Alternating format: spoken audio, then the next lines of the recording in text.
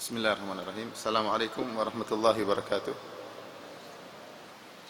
Alhamdulillahi ala ihsanih wa syukru lahu ala taufiqihi wa amtinanih.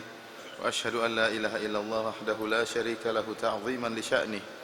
Wa ashhadu anna Muhammadan abduhu wa rasuluhu da'ila ridwanih. Allahumma salli alaihi wa ala alihi wa ashabihi wa ikhwanih.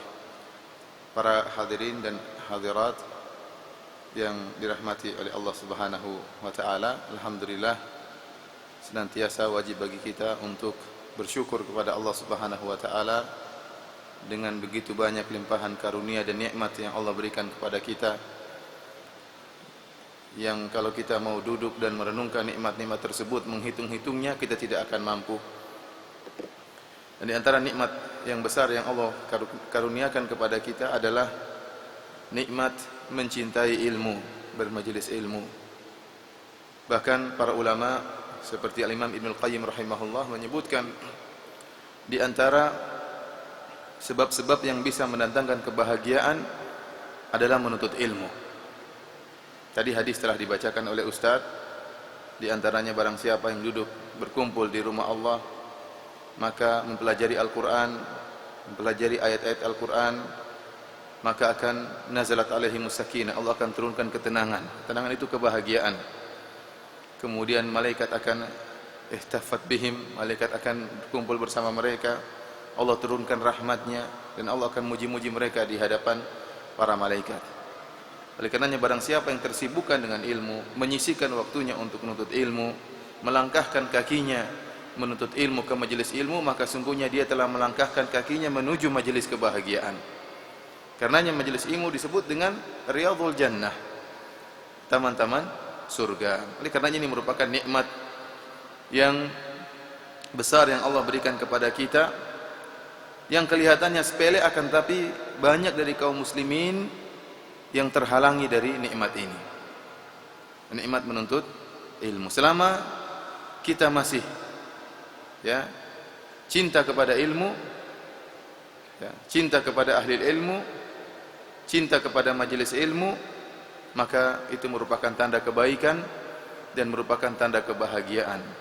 Sebagaimana hadis yang masyhur dalam Sahih Al-Bukhari, Nabi sallallahu alaihi wasallam bersabda, "Man yuridillahu bihi khairan yufaqihu fid din."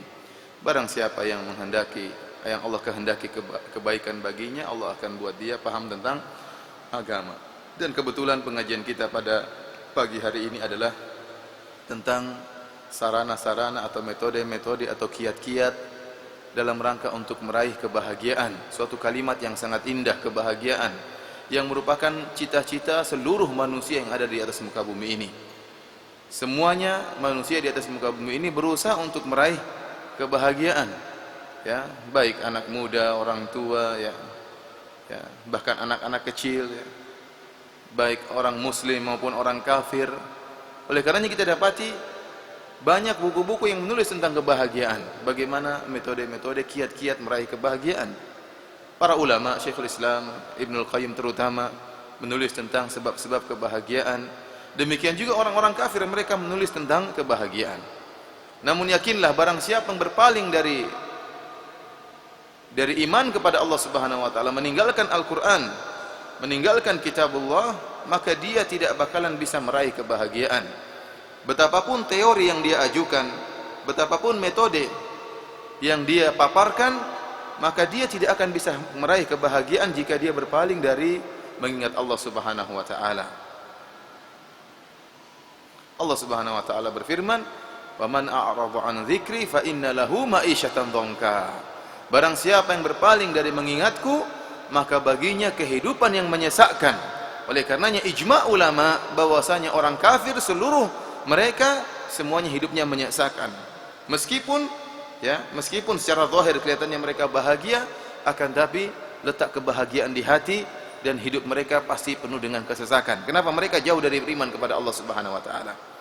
Oleh karena di antara perkara yang menakjubkan, seperti seorang motivator hebat yang sangat terkenal, yang namanya kalau tidak salah Dale Carnegie, yang buku-bukunya diterjemahkan. Dia orang Amerika, dia menulis buku tentang motivasi-motivasi, di antaranya bagaimana bermuamalah dengan orang lain, bagaimana meninggalkan kegelisahan. Bahkan diterjemahkan buku-bukunya dalam bahasa Arab juga. dalam bahasa Indonesia, dalam banyak bahasa. Ya. Yang orang kagum dengan tulisan-tulisannya. Disebutkan di akhir kehidupannya dia meninggal bunuh diri. Ya. Dia meninggal apa? Bunuh diri. Mengapa dia tidak bisa meraih kebahagiaan? Sebutkan, saya baca tadi, baru baca biografinya, ternyata dia hidup nikah cerai. Ini tidak apa-apa, ini kan gibah orang kafir. Boleh atau tidak? Ini gibah atau tidak? Tapi boleh gibah orang kafir. Boleh atau tidak? Boleh, apalagi ada maslahatnya. Oleh karenanya, mustahil orang meraih kebahagiaan dengan menempuh jalan yang tidak dipaparkan oleh Allah dan Rasulnya. Ini mustahil. Apapun teori yang dimajukan, apapun teori yang dipaparkan, maka dia hanyalah kebahagiaan yang semu dan kebahagiaan yang bersifat sementara. Berbeda halnya dengan penulis Islam. Contohnya Syekh Abdurrahman bin Nasir As-Sa'di rahimahullah, gurunya Syekh Muhammad bin Shalih Al-Utsaimin rahimahullah, yang menulis sebuah risalah kecil, tidak usah buku tebal-tebal, tidak usah banyak tulisan. Dia menulis risalah kecil yang judulnya Al-Wasail Al-Mufidah lil Hayatis Sa'idah, yang artinya sarana-sarana yang bermanfaat untuk meraih kehidupan kebahagiaan. Buku itu ternyata ditulis oleh beliau tatkala beliau sedang berbaring di rumah sakit, tatkala menghadapi penyakit yang akhirnya membuat beliau meninggal dunia. Bahkan disebutkan beliau terkena kanker dan dilarang untuk menulis. Akan tapi beliau rahimahullah tetap meminta untuk menulis, dan di akhir hayat beliau, tatkala beliau dalam keadaan sakit parah, tatkala berbaring di atas rumah sakit, beliau tetap merasakan kebahagiaan. Bahkan beliau menulis buku tentang apa? Bahagia. Beliau ingin menularkan kebahagiaan yang beliau rasakan kepada kaum muslimin. Lihatlah bagaimana berbeda antara penulis Islam dengan penulis kafir.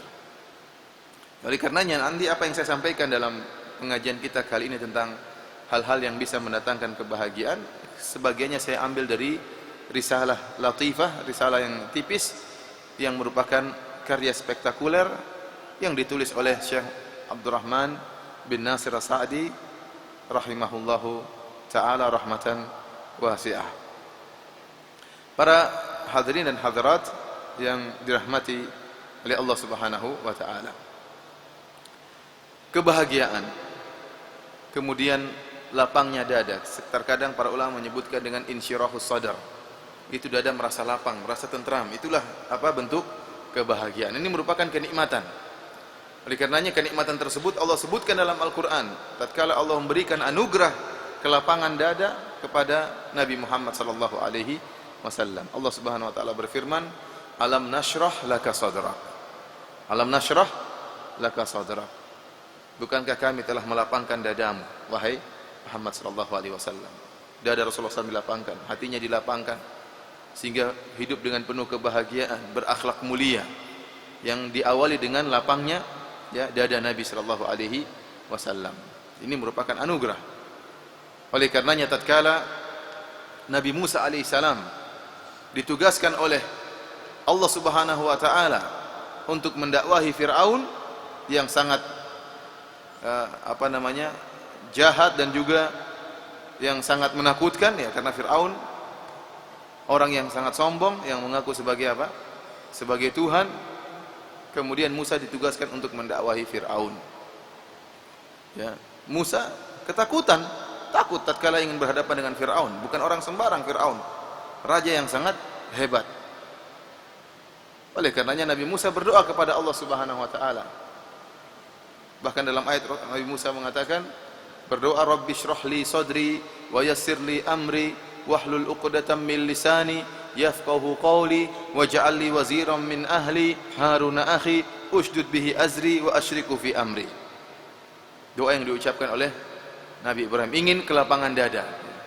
Karena orang kalau gelisah, dia tidak bisa berdakwah. Orang kalau tidak bahagia, begini dia berdakwah.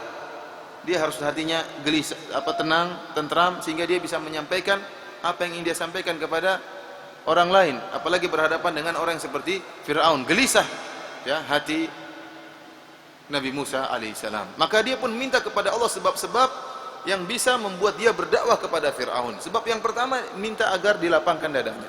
Sebab yang kedua, agar dimudahkan urusannya. Yang dua sebab ini kembali kepada diri Nabi Musa. Kemudian berkaitan dengan sarana Dia mengatakan apa?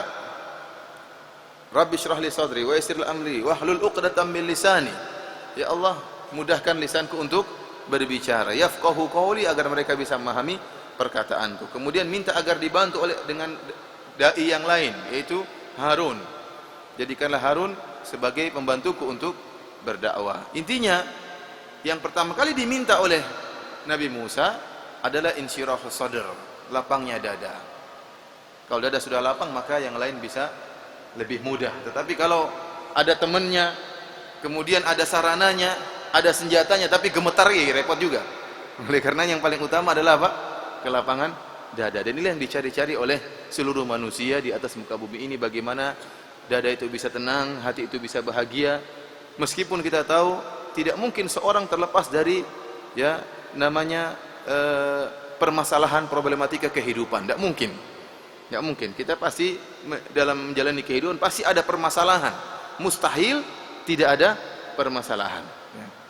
Makanya kata orang, kalau ingin hidup pasti ada permasalahan. Kalau tidak ingin punya permasalahan, tidak usah hidup. Ya. Permasalahannya di akhirat nanti. Di dunia selesai, tapi di kuburan permasalahan. Di akhirat juga akan ada ujian. Ikhwani fillah, azani Allah wa iyyakum. Pada kesempatan yang berbahagia ini kita akan mencoba menyampaikan beberapa hal-hal yang bisa mendatangkan kelapangan hati atau mendatangkan kebahagiaan. Yang sebelumnya saya ingatkan, sebab-sebab yang akan kita sebutkan dari pertama sampai akhir sesuai dengan kesempatan waktu yang ada, semuanya kembali kepada keimanan. Semuanya kembali kepada keimanan. Kaedahnya mudah. Barang siapa yang beriman dengan iman yang benar, dia bahagia. Barang siapa yang bermaksiat, maka dia akan sengsara. Itu saja. Semua keimanan mengantarkan orang kepada kebahagiaan, dan semua kemaksiatan mengantarkan orang kepada kesengsaraan. Semua kemaksiatan akan mengantarkan orang kepada kesengsaraan. Oleh karenanya, ada sebab-sebab duniawi, materi yang mengantarkan kebahagiaan. Jadi bukan tatkala kita mengatakan sebab kebahagiaan hanyalah beriman, artinya berarti harta tidak mendatangkan kebahagiaan. Tidak, bukan begitu. Harta, keduniaan, kalau diarahkan sesuai dengan keimanan, maka itu juga merupakan sarana meraih apa? Kebahagiaan. Orang kalau punya harta namun dia beriman, dia bisa bahagia dengan hartanya tersebut. Tapi kalau orang tidak beriman dengan hartanya tersebut, tidak punya iman kepada Allah, bermaksiat, hartanya tersebut akan mendatangkan kesengsaraan. Oleh karenanya tatkala Nabi sallallahu alaihi wasallam menyebutkan tentang sebagian sebab kebahagiaan, Nabi sallallahu alaihi wasallam menyebutkan beberapa perkara dunia. Contohnya dalam hadis yang sahih kata Rasulullah sallallahu alaihi wasallam, arba'un minas sa'adah, 4 perkara yang merupakan kebahagiaan. Di antaranya kata Nabi sallallahu alaihi wasallam, al-mar'atu shalihah, istri yang apa? Salihah. Oh, istri salihah bahagia. Nurut aja. Nurut. Ini iya mas, saya mau poligami, silakan mas. Bahagia. Maaf ibu, bercanda aja, bercanda. Tentunya suami yang soleh juga apa? Merupakan sebab kebahagiaan seorang wanita. Istri soleha bahagia. Kalau kita punya istri nggak soleha, bencana, neraka. Rumah kita tuh seperti neraka. Mau masuk rumah nggak kuat. Ya. Tapi kalau istri soleha, maka kebahagiaan. Kemudian Nabi SAW ini perkara dunia. Contohnya Nabi mengatakan, wal baitul wasi', rumah yang luas. Rumah yang luas bahagia, rumah sempit juga repot. Lihat depan, lihat tembok, belok kanan tembok, belok kiri tembok. Tapi kalau rumah luas, ada tamannya, ada enak, hati termasuk apa? Bisa jadi lapang. Ini tidak bisa kita pungkiri. Al-markabul hani, kata Nabi SAW, seperti kendaraan yang enak ditumpangi. Kalau punya kuda yang enak ditumpangi, bahagia. Tapi kudanya nakal, repot ya. Punya mobil yang mewah ya bahagia, iya atau tidak? Kalau mobilnya mogok-mogok terus harus dorong, ya kita dorong juga bahagia, tapi kan nggak enak. Artinya ini merupakan sebab-sebab duniawi. Artinya saya katakan, perkara duniawi bukan kita tinggalkan begitu saja. Ada perkara-perkara dunia yang bisa mengantarkan kebahagiaan jika disertai dengan apa? Keimanan. Disertai dengan keimanan. Dan Nabi SAW terakhir mengatakan, al-jar saleh, tetangga yang baik. Tetangga yang baik. Oleh karenanya Apa yang kita bicarakan nanti tentang sebab kebahagiaan bukan berarti kita menyepelekan perkara dunia yang bisa mengantarkan kepada kebahagiaan. Dunia adalah wasilah, selama disertai dengan keimanan yang benar, maka bisa mengantarkan kepada kebahagiaan. Intinya saya ingin menyampaikan seluruh keimanan, seluruh amalan soleh mendatangkan kebahagiaan. Yang datangkan siapa? Allah Subhanahu wa taala. Yang melapangkan dada siapa? Allah Subhanahu wa taala. Yang membuat tenang hati siapa? Allah Subhanahu wa taala. Dan seluruh kemaksiatan akan mendatangkan kesengsaraan. Yang mendatangkan kesengsaraan Allah Subhanahu wa taala bagi hukuman atas maksiat yang dia lakukan. Allah Subhanahu wa taala berfirman, "Man 'amila shalihan min dzakarin aw untha wa huwa mu'min, falanuhyiyannahu hayatan thayyibah wa lanajziyannahum ajrahum bi ahsani ma kanu ya'malun." Kata Allah Subhanahu wa taala, barang siapa yang beramal saleh, baik lelaki maupun wanita ataupun wanita, wa huwa mu'min, dan dia beriman kepada Allah Subhanahu wa taala, falanuhyiyannahu hayatan thayyibah, maka kami akan berikan kepada dia kehidupan yang baik di dunia. Kehidupan yang baik di dunia. Walanajziyannahum ajrahum bi ahsani ma kanu ya'malun, dan kami akan berikan dia balasan yang lebih baik daripada yang terbaik dari apa yang dia lakukan di dunia, berikan balasan di akhirat. Oleh karenanya kebahagiaan di akhirat dibangun di atas kebahagiaan di dunia. Barang siapa yang menghadapi kehidupannya sengsara, bukan sengsara dia miskin, bukan, maksudnya hatinya sengsara, hatinya penuh dengan kegelisahan, ini tanda-tanda bahwasanya di neraka dia celaka, di akhirat dia celaka. Sampai-sampai sebagian ulama mengatakan di dunia itu ada surganya. Barang siapa yang tidak merasakan surga dunia, dia tidak akan merasakan surga di akhirat. Dunia itu ada nerakanya, neraka di hati, hatinya apa? Gelisah. Kemudian apa? Karena tidak beriman, penuh dengan kemaksiatan, maka kemudian dia akan merasakan ya neraka di akhirat kelak. Saya ulangi bahwasanya kebahagiaan di akhirat merupakan dibangun di atas kebahagiaan seorang di dunia. Oleh karenanya kita tatkala berbicara tentang kebahagiaan di dunia, pada dasarnya kita berbicara tentang iman dan amal saleh. Barang siapa yang beramal saleh disertai dengan keimanan, maka dia akan meraih kebahagiaan. Berbeda dengan barang siapa bermaksiat.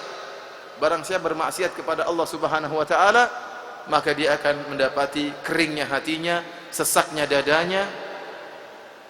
Ya, dia hanya merasakan kenikmatan, kelezatan sementara, setelah itu akan dihinggapi ya dengan kegelisahan dan kesengsaraan.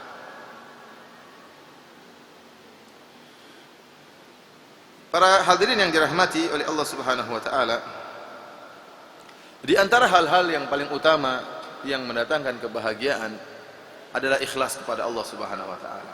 Ini adalah sebab utama seorang bahagia. Ikhlas kepada Allah Subhanahu wa taala. Karena barang siapa yang ikhlas, maka dia hanya mencari keridhaan Allah Subhanahu wa taala. Ini sering saya sampaikan. Seorang tatkala dia ikhlas kepada Allah Subhanahu wa taala, maka dia tidak memperdulikan perkataan manusia. Yang dia cari adalah bagaimana komentar Allah terhadap dirinya. Jika dia tahu Allah Subhanahu wa taala mengetahui dia beramal soleh, maka itu sudah cukup baginya. Yang dia cari keridhaan Allah Subhanahu wa taala, dan dia tidak memperdulikan komentar manusia. Orang seperti ini yang melatih dirinya, melatih hatinya untuk ikhlas, ya maka dia akan bahagia. Sebagaimana dalam Al-Qur'an disebutkan, orang-orang yang masuk surga mengatakan, "Innama nut'imukum liwajhillah, la nuridu minkum jazaa'a wala syukura." Sungguhnya kami memberikan makanan kepada kalian liwajhillah, kami mengharap wajah Allah Subhanahu wa taala, ikhlas. La nuridu minkum jazaa'a wala syukura. Kami tidak butuh dari kalian jazaa, balasan. Dan kami tidak butuh dari kalian syukuran, terasa terima kasih, ucapan terima kasih kami enggak butuh. Kalau ada orang dia rajin bersedekah, dia rajin ikhlas beribadah, dia merasa rajin bersedekah bantu orang lain, tetapi dia gelisah, berarti dia enggak beres niatnya. Dia berarti enggak beres apa? Niatnya. Adapun kalau orang dia berbuat baik kemudian dia ikhlas kepada Allah Subhanahu wa taala, maka dia akan diberikan kebahagiaan. Dalam hal apa saja dia ikhlas, maka dia akan bahagia. Contohnya seorang berdakwah, dia berdakwah.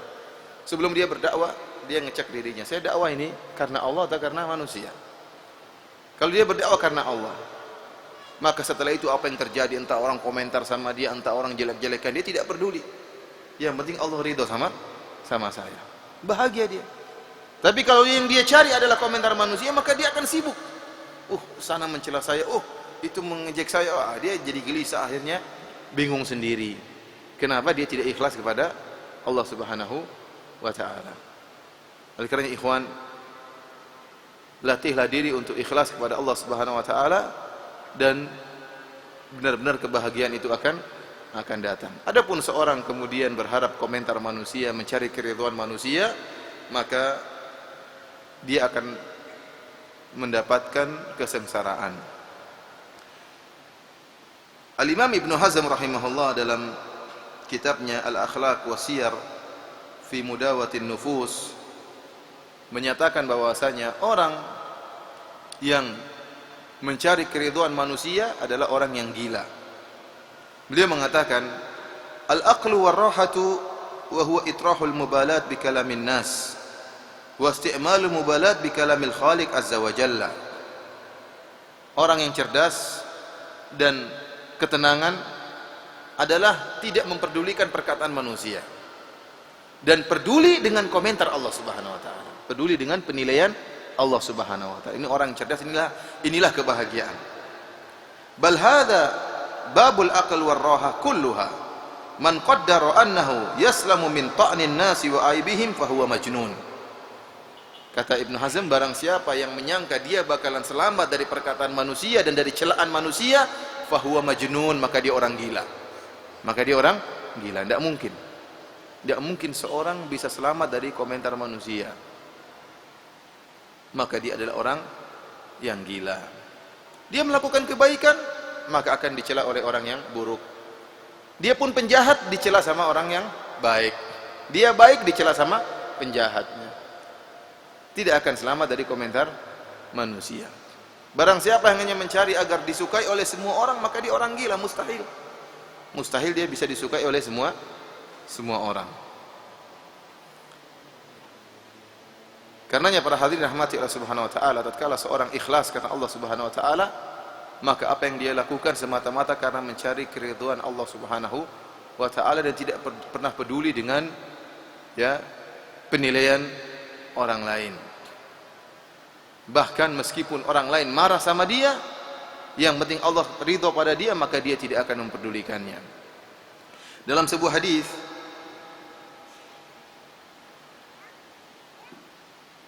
Muawiyah radhiyallahu ta'ala anhu menulis sebuah surat kepada Aisyah.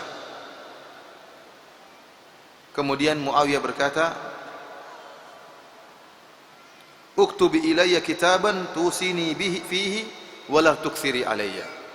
Kata Muawiyah, "Wahai Aisyah, tulislah sebuah tulisan nasihat kepadaku, namun jangan banyak nasihatnya, singkat padat. Nasihati aku." Maka Aisyah pun menulis nasihat kepada Muawiyah. Ummul Mukminin Aisyah. Apa nasihat Aisyah? Salamun alaik, assalamualaikum. Amma ba'du. Fa inni sami'tu Rasulullah sallallahu alaihi wasallam yaqul, "Man iltamasa ridallahi bi sakhatin nas, kafallahu mu'natan nas."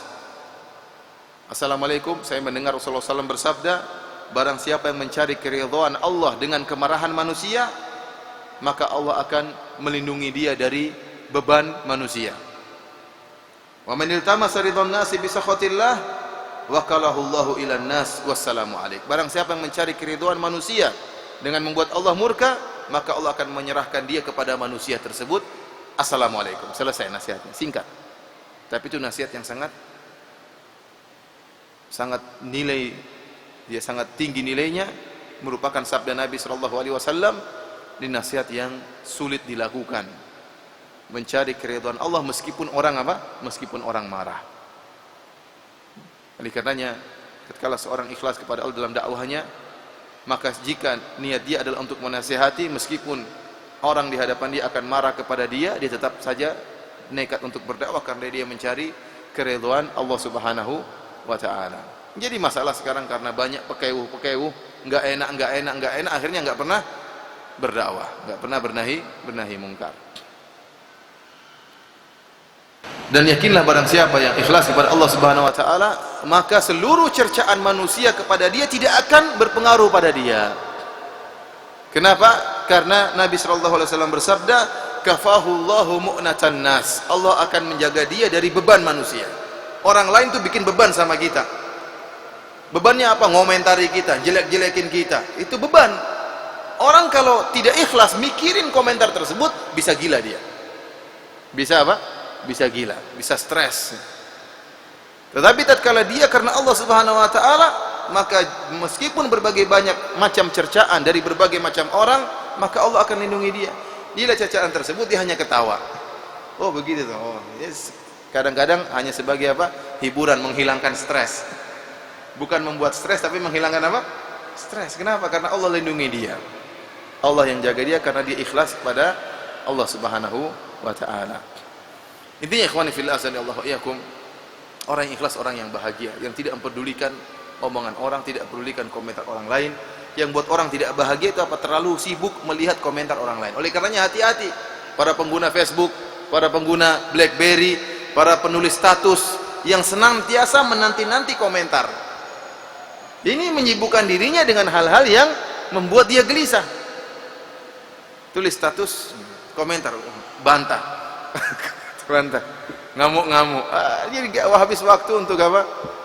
Ya, tapi kalau dia ikhlas karena Allah nggak jadi masalah, bantah dengan ilmu. Nah, tapi kalau dia tidak ikhlas, akhirnya dia hanya menggelisahkan dirinya dan akhirnya tidak bahagia. Ikhwani fillah azanillahu wa iyyakum, di antara sebab-sebab yang bisa mendatangkan kebahagiaan disebutkan oleh sebagian ulama adalah tarku fuduli nazar wal kalam wal mukhalatah. Meninggalkan ya perkataan yang sia-sia atau tidak bermanfaat, berlebih-lebihan dalam berkata, berlebih-lebihan dalam memandang, dan berlebih-lebihan dalam bergaul. Berlebih-lebihan dalam bergaul. Ya ikhwan, kita makhluk sosial, kata dalam buku UPS ya. Kita ini makhluk apa? Sosial. Perlu bergaul, tidak mungkin hidup sendiri. Tidak mungkin hidup sendiri. Oleh karenanya Nabi Adam alaihissalam diciptakan baginya Siti Hawa. Ya. Kita manusia perlu bergaul. Kita manusia perlu berkata-kata, berbicara, berbincang-bincang dengan teman kita. Akan tapi ada batasannya. Dan sungguh indah tatkala kita bergaul dengan orang-orang soleh. Dan saya ulangi bahwasanya di antara sebab kebahagiaan bergaul dengan orang soleh. Orang-orang yang mengingatkan kita kepada akhirat, orang-orang yang mengajak kita ikut pengajian, orang-orang yang mengajak kita memikirkan dakwah, orang-orang yang menyuruh kita nyumbang duit. Kamu keluarin duit. Ngeluarin duit untuk apa? Berdakwah. Orang-orang ini adalah orang-orang yang mendatangkan kebahagiaan. Kalau kita punya teman yang soleh, maka jangan ditinggalkan. Ya, apalagi soleh, yang tulus, yang dia bergaul dengan kita bukan karena ingin mencari uang kita. Teman seperti ini jarang. Maka kalau kita ketemu teman yang seperti ini, yang benar-benar bergaul dengan kita karena keimanan, bukan karena fulus kita, bukan karena duit kita, maka peganglah teman tersebut. Sungguhnya teman seperti itu jarang. Tapi kalau ada teman yang muncul tatkala butuh, kalau nggak butuh nggak muncul, ini teman yang sejati. Benar-benar dia muncul tatkala apa? Tatkala dia membutuhkan. Tidak butuh dia tidak muncul. Para hadirin yang rahmati Allah Subhanahu wa taala, akan tapi meskipun kita bergaul dengan orang-orang saleh, dengan teman-teman kita, namanya kita berkumpul, tetapi terkadang dan nikmat tatkala kita bercakap-cakap dengan teman-teman kita, berdialog. Tetapi kalau sudah berlebihan, yang seharusnya ngobrol 1 jam jadi 5 jam, jadi nggak enak. Kapan pulang orang ini kok nggak pulang-pulang? Tadinya nikmat tatkala ngobrol, karena cuma setengah jam sampai 1 jam, nikmat ya, rindu. Oleh kan disebut dalam riwayat, ada yang mensahihkan, ada yang mendhaifkan, tapi riwayat disebutkan dari Nabi SAW mengatakan, zur ghibban tasdad hubban. Zur ghibban tasdad hubban, yang artinya kunjungilah sesekali maka akan menambah kecintaan. Teman yang baik bukan berarti tiap hari ketemu, itu bukan berarti persahabatan yang baik, tetapi sekali ketemu sehingga kita ada kerinduan untuk bertemu dengan teman-teman kita. Di antara hal yang menghilangkan kebahagiaan, yang merusak suasana, terlalu berlama-lama. Jadi ngobrolnya terlalu apa? Lama. Jadi jam 8 malam sampai jam 12 malam. Kalau sesekali tidak apa-apa, rindu mungkin lama, tapi tiap minggu seperti itu, ya ini namanya menghilangkan apa? Suasana pertemanan. Dan akhirnya karena omongannya melebar kemana-mana, akhirnya bisa terkadang masuk dalam pertikaian. Jadi ini sering terjadi. Sering terjadi. Dan kemudian karena sudah terlalu dekat, sekali bertengkar jauh sekali, kayak bom meledak terpisah sudah. Kenapa? Tadi terlalu dekat. Kalau ngobrol biasanya 5 jam di mana-mana ketemu terus, begitu sekali ribut tidak menerima, akhirnya tidak, benar-benar kebenciannya pun luar biasa. Ya. Kebenciannya pun luar biasa. Oleh karenanya jangan terlalu banyak bercampur, ngobrol sana sini, main terus kerjanya. Sekali ketemu, dan apalagi pertemuan tersebut dalam rangka dakwah, dalam rangka memikirkan dakwah, dalam rangka memikirkan Islam, ini tentunya penting, tapi waktu dibatasi, Demikian juga yang menghilangkan kebahagiaan, terlalu banyak melihat. Terlalu banyak apa? Melihat. Dan sekarang ini susah orang kalau disuruh enggak melihat, apalagi dunia internet, semuanya pengen tahu semua cerek, ya akhirnya matanya ke sana sini, akhirnya melihat hal yang diharamkan oleh Allah Subhanahu wa taala, akhirnya hobi melihat hal tersebut, akhirnya dia terbunuh, tertawan dengan melihat hal-hal yang haram, dan ini akan merusak kebahagiaan hatinya.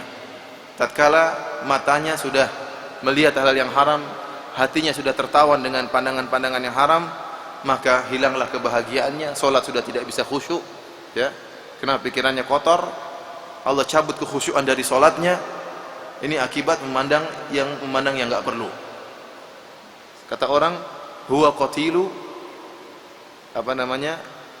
nafsi, atau qatilu nafsihi. Huwal qatil wal qatil.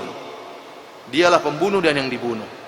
Dia terbunuh gara-gara pandangan yang haram, yang membunuh dia siapa? Pandangannya sendiri. Oleh karenanya, ikhwani fil azani Allah yakum, ya, ketahuilah bahwasanya memandang hal-hal yang diharamkan oleh Allah Subhanahu wa taala akan menghilangkan kebahagiaan. Pertama kali akan menghilangkan kekhusyuan dalam salat, selebihnya akan menghilangkan kebahagiaan. Barang siapa yang sudah terjerumus dan tertawan, terjebak dengan hal-hal yang diharamkan, maka hendaknya dia bertobat kepada Allah Subhanahu wa taala.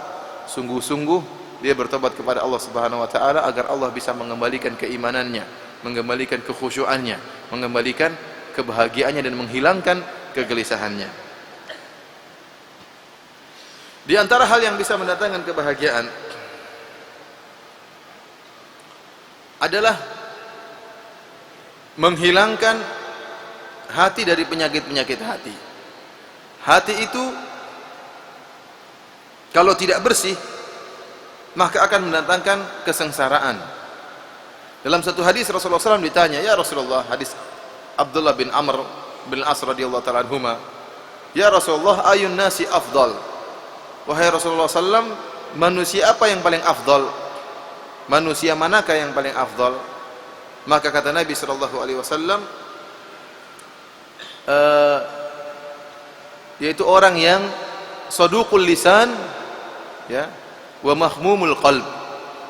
Itu orang yang lisannya jujur dan hatinya bersih. Para sahabat bertanya, ya Rasulullah, saduqul lisan na'rifuhu. Wahai Rasulullah, lisan yang jujur kami tahu maknanya. Fama mahmumul qalb? Tapi mahmumul qalb itu artinya apa? Rasulullah terkadang menggunakan bahasa yang kurang jelas maksudnya oleh para sahabat. Rasulullah SAW seorang yang fasih.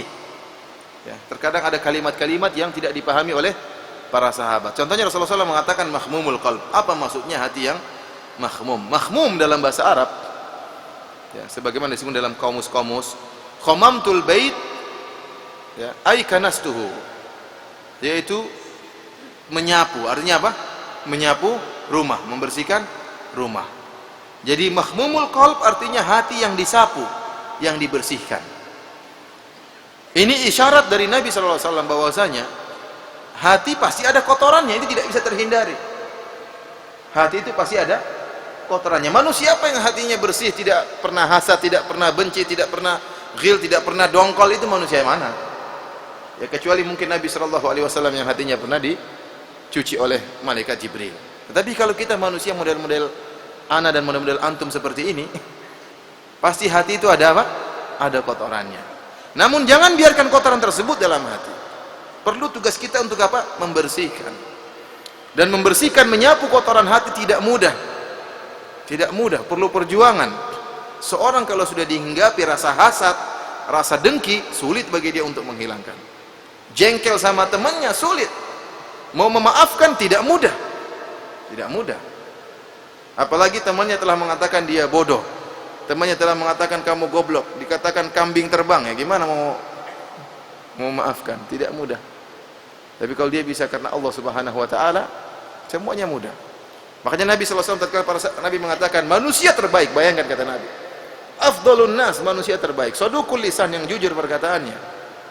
Wa mahmumul qalb, yang hatinya disapu. Kata para sahabat, "Fama mahmumul qalb ya Rasulullah?" Lisan yang jujur kami ngerti. Apa maksudnya hati yang disapu? Kata Nabi sallallahu alaihi wasallam, "Kullu taqiyyin naqi." Itu hati yang bertakwa dan hati yang bersih. Ya. Kemudian kata Nabi sallallahu alaihi wasallam, "La itsma fihi wala baghyu wala hasad wala ghil." Kata Nabi sallallahu alaihi wasallam, yaitu hati yang tidak ada dosanya, tidak ada dengkinya, tidak ada dongkolnya. Rasulullah SAW mengkhususkan penyebutan tentang hasad wa ghil, dongkol dan hasad. Ini kalau orang bisa menghilangkan penyakit dari hatinya, maka dia bahagia. Benar, dia bahagia. Karena ingat ikhwan, antum hidup di dunia ini berinteraksi. Antum lihat ada orang yang lebih mobilnya lebih mewah, oh hasad. Iya atau tidak? Lihat orang istrinya lebih cantik daripada istri kita, padahal orang itu lebih jelek daripada kita, hasad. Kok bisa dapat istri cantik, kurang ajar. Orang susah, ente di mana-mana banyak cobaan yang kita hadapi. Pengajian aja ada hasadnya, itu orang kok bisa dekat-dekat ustaz, siapa dia? Pemain baru kok sudah dekat-dekat ustaz. Mau ngatur-ngatur lagi, hasad lagi. Ya alhamdulillah ada orang lain yang mengatur, tidak mesti kita mengatur semuanya. Yang penting pengajian jalan. Donatur pun hasad. Siapa yang kena? Kok bukan saya yang donatur? Siapa yang bayar itu? Hasad.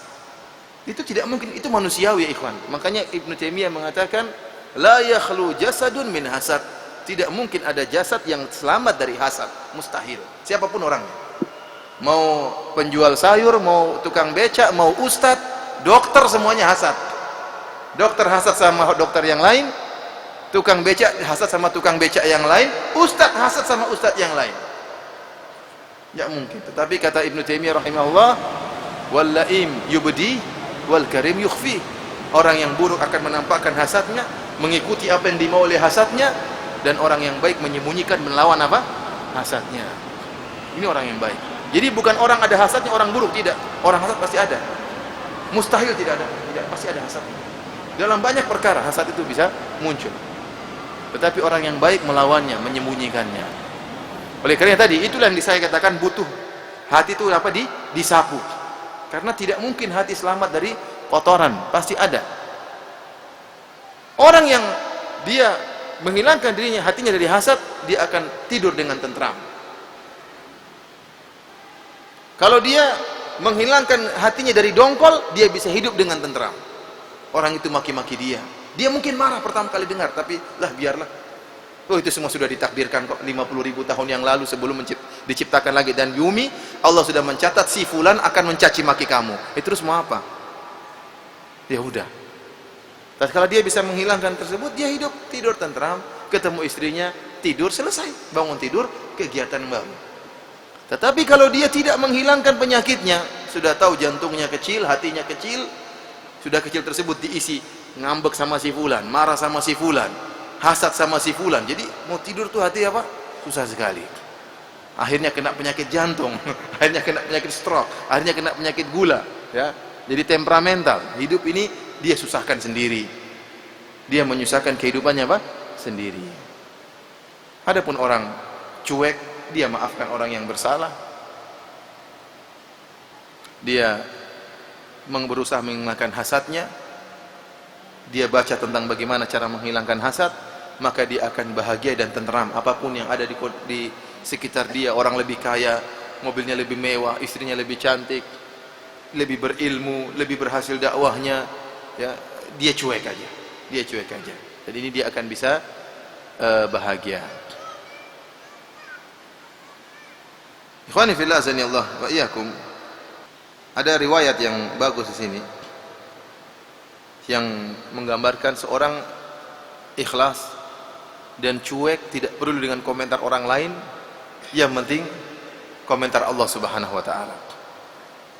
Disebutkan tatkala Umar bin Khattab radhiyallahu taala anhu menjadi Amirul Mukminin, jadi khalifah, maka datanglah seorang yang bernama Iyas bin Abi Maryam. Iyas bin Abi Maryam ini pernah musyrik, kemudian berperang dalam jihad dan membunuh saudaranya Umar, namanya Dhirar bin Khattab, dibunuh. Waktu dia datang meminta jatahnya dari Baitul Mal, ya, jatahnya dari Baitul Mal, karena Baitul Mal muslimin membagi-bagi harta kepada orang-orang yang berhak untuk mendapatkan jatah, seperti mungkin pegawai kerajaan atau mungkin mujahidin, ada jatah yang diberikan kepada pegawai negeri tatkala itulah istilah kita sekarang ini. Maka datanglah Iyas bin Abi Maryam. Maka Umar kenal dia. Umar bertanya, "Anta Iyas bin Abi Maryam alladzi qatalta akhi?" Kamu Iyas bin Maryam yang telah membunuh saudaraku? Kata Iyas, jawabannya, apa jawaban dia? "Alhamdulillahilladzi adkhalahu bisababil jannah wa lam yudkhilni bisababihin nar." Kata Iyas, alhamdulillah, segala puji bagi Allah yang menjadikan dia masuk surga gara-gara saya. Kan gara-gara saya bunuh dia mati syahid kan? Coba kalau saya nggak bunuh dia nggak masuk surga. Coba bayangkan. Ini kan bikin Umar jengkel jadi ngomongnya, tapi jawabannya benar. Dia mengatakan segala puji bagi Allah yang menyebabkan dia masuk surga gara-gara saya. Jadi saya bunuh dia itu kebaikan bagi dia. Walam yudkhil nar, dan dia tidak menjadikan saya masuk neraka. Ya, seandainya kalau saya yang mati, saya masuk neraka tatkala itu, karena saya adalah seorang musyrik tatkala itu. Alhamdulillah dia yang mati, bukan saya yang mati. Gampangannya begitulah. Bahasa kasarnya begitu, tapi dikemas dengan bahasa yang indah. Kalau dia bilang, ya alhamdulillah dia yang mati bukan saya, kalau saya mati masuk neraka. Alhamdulillah dia yang mati, dia masuk surga, saya juga mungkin bisa masuk surga karena sudah Islam sekarang. Tapi kalau bahasanya demikian, untung dia yang mati bukan saya, kan jelek seperti itu. Tapi dia kemas dengan bahasa yang indah, alhamdulillahilladzi ya adkhalahul jannah bisababi. Segala puji bagi Allah yang membuat dia masuk surga gara-gara saya. Maka Umar pun agak marah. Umar tidak pernah basa-basi. Maka Umar mengatakan, "Isrif wajhaka anni fa inni la uhibbuk." Pergi kamu, saya tidak suka sama kamu. Orang ini Iyas berkata, dan ini juga pernah dialami oleh Nabi, bukan benci orangnya, bukan, tapi karena tidak bisa menahan apa? Kecintaan terhadap apa? Terhadap saudaranya. Contohnya dalam hadis yang sahih Nabi SAW pun demikian. Nabi SAW tatkala datang Habasyi, siapa namanya yang bunuh Hamzah? Wahsy membunuh Hamzah, pamannya Nabi. Dan hubungan Nabi dengan Hamzah sangat dekat. Hamzah bin Abdul Muttalib, dia pamannya Nabi dan saudara sepersusuan Nabi, sehingga Nabi sangat mencintai siapa? Hamzah. Ternyata Hamzah meninggal dunia tatkala perang Uhud dengan cara Wahsy yang tidak diduga-duga. Jadi melemparkan tombaknya sehingga menembus perutnya Hamzah. Setelah itu Wahsy masuk Islam. Setelah masuk Islam, Wahsy gelisah. Ini masuk Islam, saya pernah bunuh pamannya Nabi. Maka Wahsy pun ketemu Nabi SAW.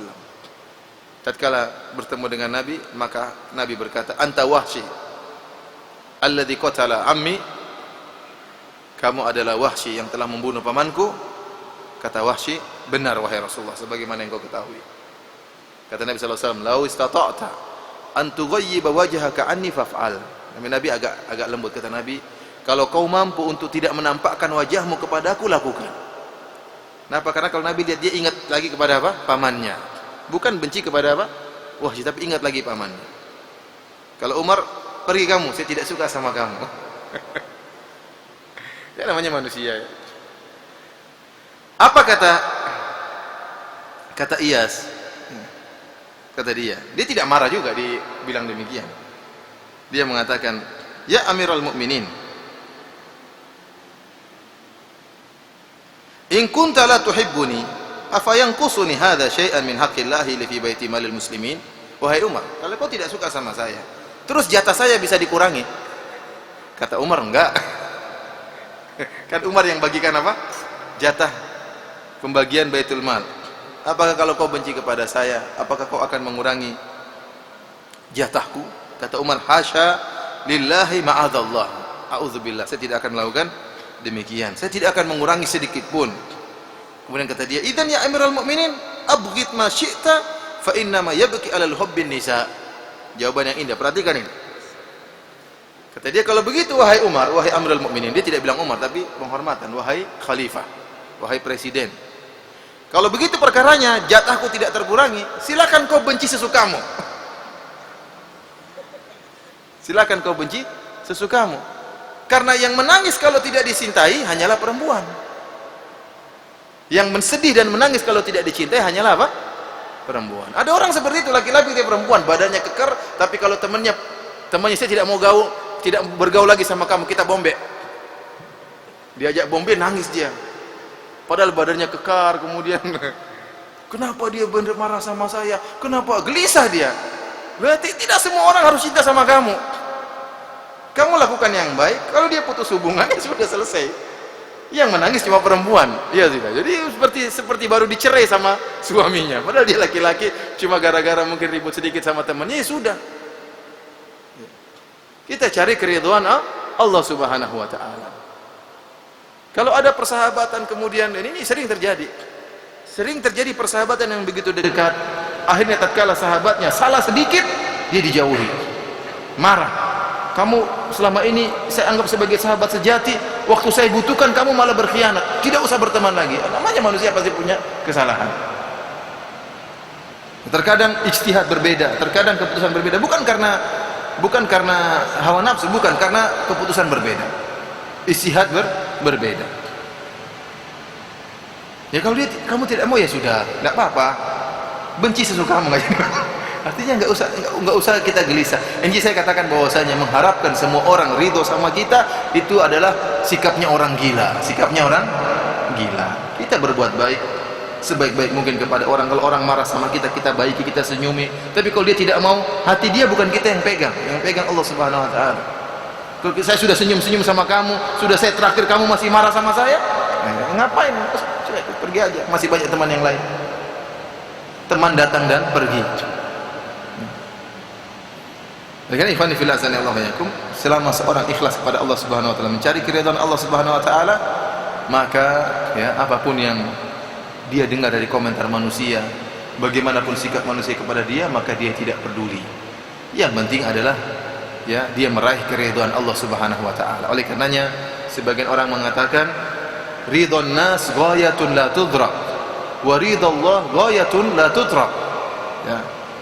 Bahwasanya keridhaan manusia adalah sesuatu yang mustahil untuk diraih. Tidak mungkin kita bisa meraih keridhaan seluruh manusia. Dan keridhaan Allah bisa diraih atau tidak? Keridhaan Allah bisa diraih. Oleh karena jangan ditinggalkan. Jangan ditinggalkan keridhaan Allah Subhanahu wa taala. Di antara hal yang bisa mendatangkan kebahagiaan adalah berbuat baik kepada orang lain, berbuat baik kepada orang lain. Dan ini adalah amalan yang luar biasa, memasukkan kebahagiaan kepada orang lain. Kita berbuat baik sama orang lain, orang yang senang atau tidak? Senang. Kita tahu kaidah yang mengatakan al jaza min jinsil amal. Terlalu banyak dalil yang menunjukkan kaidah ini, bahwasanya balasan sesuai dengan perbuatan. Kamu berbuat buruk sama orang, Allah akan berbuat buruk sama kamu. Suatu saat ada balasannya. Kamu berbuat baik kepada orang lain, akan ada kebaikan yang akan Allah berikan kepadamu. Kamu berusaha membahagiakan orang lain, maka Allah akan membahagiakan hatimu. Oleh karena terkadang heran kita melihat ada orang yang dia sibuk ngurusi orang lain, sibuk bagaimana memikirkan anak yatim, sibuk memikirkan bagaimana mengurus para janda, sibuk bagaimana mengumpulkan sumbangan untuk dikirimkan kepada para mujahidin misalnya, kepada orang-orang yang sedang terluka. Seakan-akan dia ini hidupnya bagaimana? Istri dia tinggal, anak dia tinggal. Tetapi kenapa dia terus berkutat? Karena Allah berikan dia kebahagiaan. Kita lihatnya dia kapan bahagianya, kapan ketemu istrinya, kapan ketemu anak-anaknya, kapan dia makan enak. tetapi dia bahagia dengan perbuatannya tersebut, sehingga dia terus berkutat dengan amal solehnya tadi. Kenapa? Karena dia memikirkan bagaimana bisa membahagiakan orang lain, maka sebelum orang lain bahagia, Allah sudah membahagiakan dirinya. Oleh karenanya Nabi SAW mengatakan, khairukum anfa'ukum linnas, sebaik-baik kalian adalah orang yang paling bermanfaat bagi orang lain. Karenanya Nabi SAW hadis yang sahih mengatakan dalam Sahih Bukhari, inna minas syajari lama barakatuhu kabarakatil muslim, hadithuni mahiyya. Kata Nabi SAW, sungguhnya ada sebuah pohon yang keberkahannya seperti keberkahan seorang muslim. Kata Nabi, kabarkanlah kepadaku pohon apa tersebut. Jawabannya pohon korma. Ternyata pohon korma itu, ya, kalau kita lihat ya, seluruh bagian dari pohon korma tersebut bermanfaat, tidak ada yang terbuang. Tidak ada bagian pohon korma pun yang terbuang, seluruhnya, daunnya, batangnya, semuanya bermanfaat. Itulah seorang muslim, bermanfaat bagi yang lainnya. Bermanfaat baik dengan hartanya, memberi manfaat kepada orang lain dengan kedudukannya, memberi manfaat kepada orang lain dengan nasihatnya, berusaha memberikan nasihat kepada manfaat kepada orang lain. Apakah dengan hartanya, apakah dengan ilmunya, apakah dengan kedudukannya, apakah dengan pengarahannya, ya. Ya akhi, terkadang ada orang ya mungkin gelisah, dia seakan-akan beban begitu banyak yang dia pikul. Dia ingin ketemu antum, ingin nasihat. Antum kasih nasihat 5 menit saja, mungkin lepas itu apa namanya, belenggu kesulitan yang dia pikul tersebut. Kenapa kita pelit untuk meluangkan waktu 5 menit, 10 menit untuk menasihati dia? Ya kecuali kalau yang datang 100 orang, ya repot juga Mi. Tapi kalau sesekali, apa salahnya kita sisihkan waktu di tengah kesibukan kita? Oleh karenanya, para ulama menyebutkan di antara sebab kebahagiaan adalah berbuat baik kepada orang lain. Seperti Ibnu Qayyim rahimahullah dan juga Syekh Sa'di rahimahullah menyebutkan ini sebab mendatangkan kebahagiaan adalah membahagiakan orang lain. Di antara dalilnya, ya, dalam satu hadis, tatkala ada seorang mendatangi Nabi sallallahu alaihi wasallam, yashku qaswata qalbihi, dia mengeluh kepada Nabi tentang hatinya yang keras, ya, hatinya keras, tidak tenteram, tidak bisa khusyuk, gelisah, hatinya keras. Maka Nabi sallallahu alaihi wasallam mengatakan, at'imil miskin wamsah ra'sal yatim. Kata Nabi sallallahu alaihi wasallam, berilah makan kepada orang miskin dan usaplah tanganmu di kepala anak yatim. Bayangkan, apa hubungannya memberi makan kepada orang miskin, fakir miskin? Dan apa hubungannya mengusap tangan di kepalanya anak yatim dengan kebahagiaan hati? Ternyata ada hubungannya. Tadi, tatkala kita beri makan kepada fakir miskin, kita bahagian dia, ya atau tidak? Tatkala kita memberi perhatian kepada anak yatim, kita dekati, bukan hanya sekedar kasih makan sama anak yatim, tetapi kedekatan tubuh kita bersentuhan dengan tubuh dia. Kita usap apa? Kepalanya. Bukan hanya sekedar kasih makan, tapi kita langsung datang, langsung kita usap kepalanya. Ini akan mempengaruhi kebahagiaan hati. Ini yang bilang siapa? Nabi sallallahu alaihi wasallam.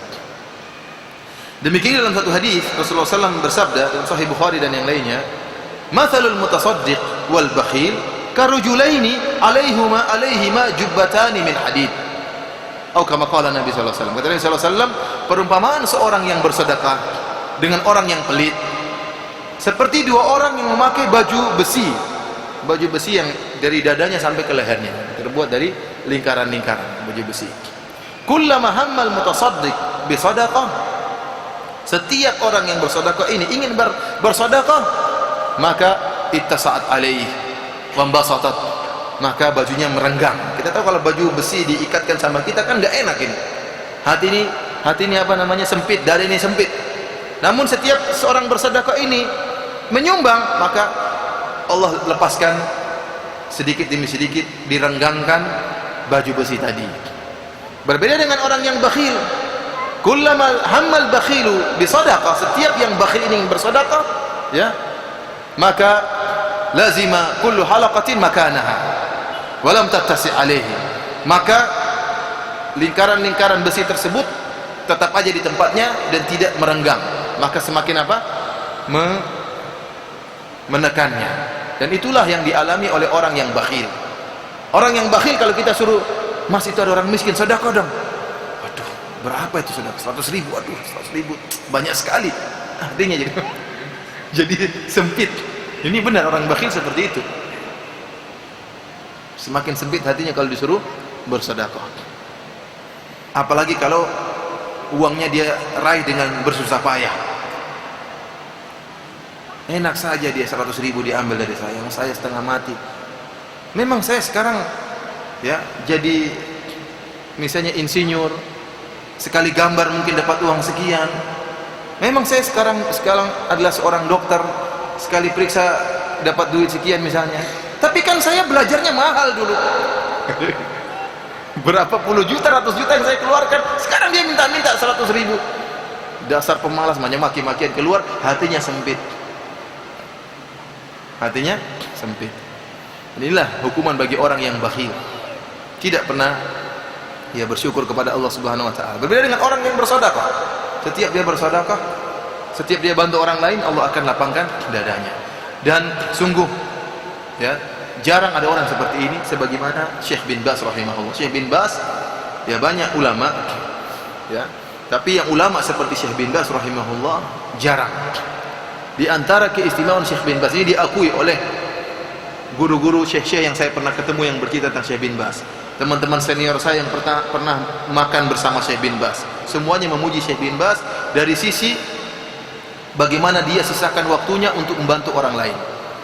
Sampai para ulama-ulama sekarang yang murid-murid Syekh bin Baz, mereka mengatakan jarang kita ketemu Syekh bin Baz, orang datang ke Syekh bin Baz, wah Syekh bin Baz ada kabar gembira. Jarang kita dapatnya seperti itu.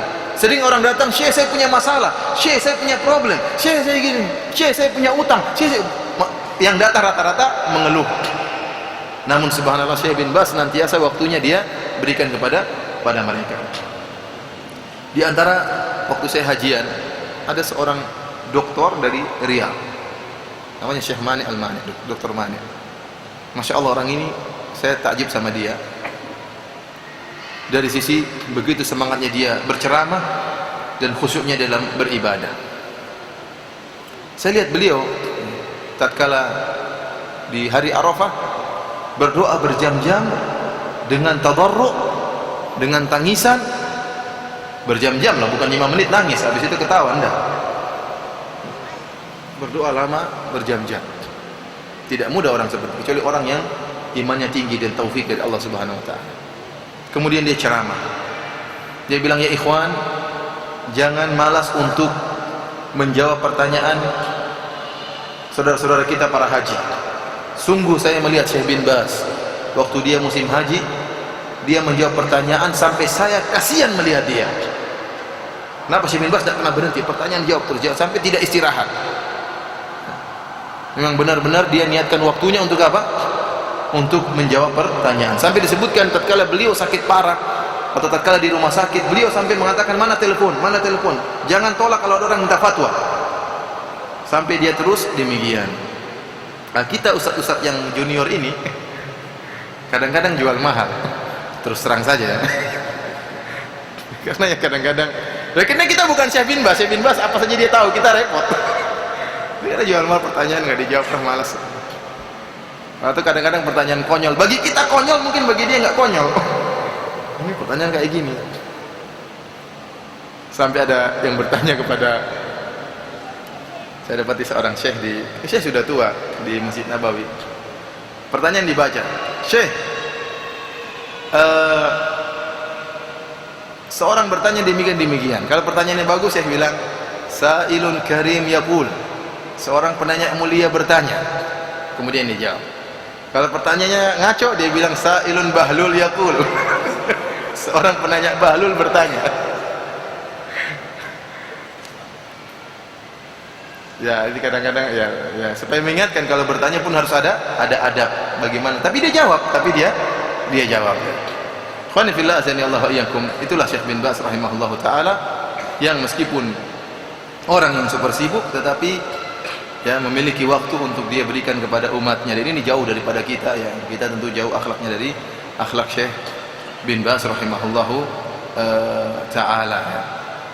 Sampai ada teman saya orang Afrika juga cerita, kita kalau makan di rumah Syekh bin Baz ya, kalau Syekh bin Baz dia tidak makan kecuali bersama kita. Jadi bahkan sama-sama pekerja-pekerja.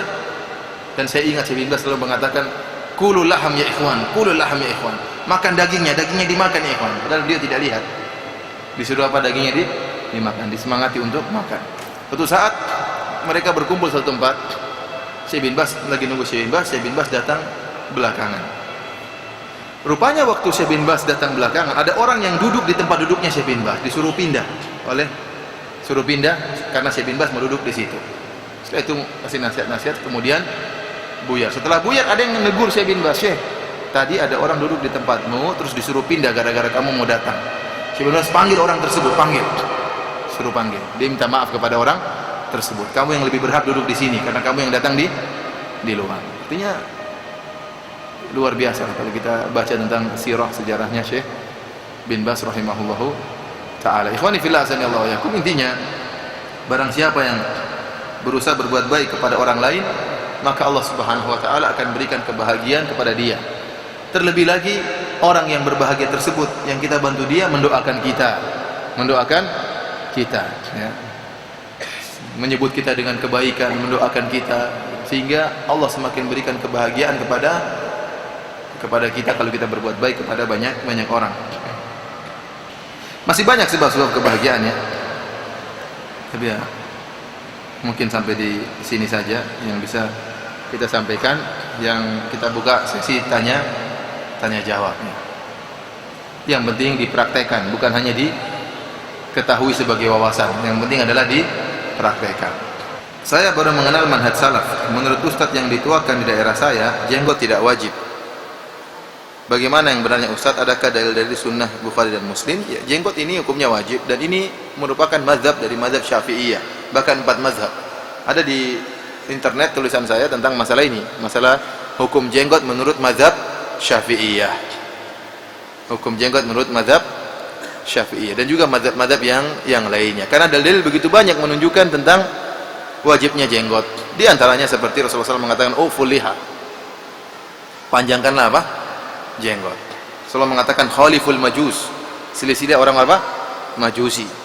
Rasulullah SAW mengatakan jenggot minal fitrah, di antara fitrah adalah apa? Jenggot. Oleh karena kita dapati para anbiya seluruhnya berjenggot. Seluruh nabi berjenggot. Ya ibna la ta'khudh bi lihyati wala bi ra'si. Tatkala Nabi Musa alaihissalam pulang kemudian melihat sebagian Bani Israel menyembah sapi, maka Nabi Musa sempat marah kepada Nabi Harun. Tatkala Nabi Musa marah, Nabi Musa pegang kepalanya, rambutnya sama jenggotnya Nabi Harun. Marah, kata Nabi Harun, "Ya jangan pegang aku." Jangan. Menunjukkan Nabi Harun apa? Jenggotan. Nabi Musa juga apa? Jenggotan. Nabi Isa juga Tuhannya orang-orang Kristen juga apa? Jenggotan.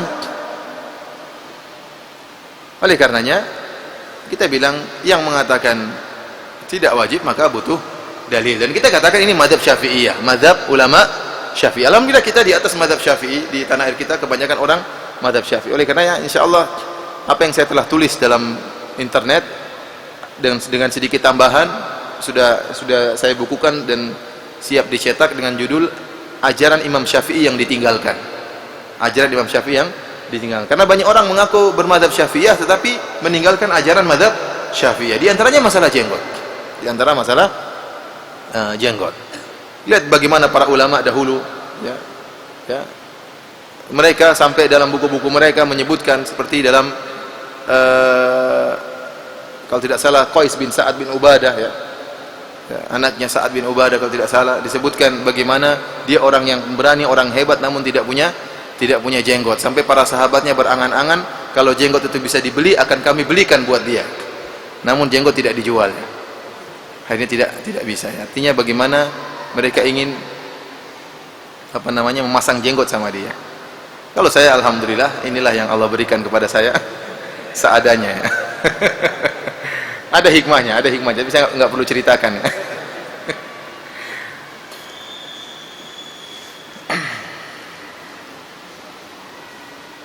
Intinya kalau Ustadz tadi mengatakan tidak wajib, ya biarin aja, nggak jadi masalah.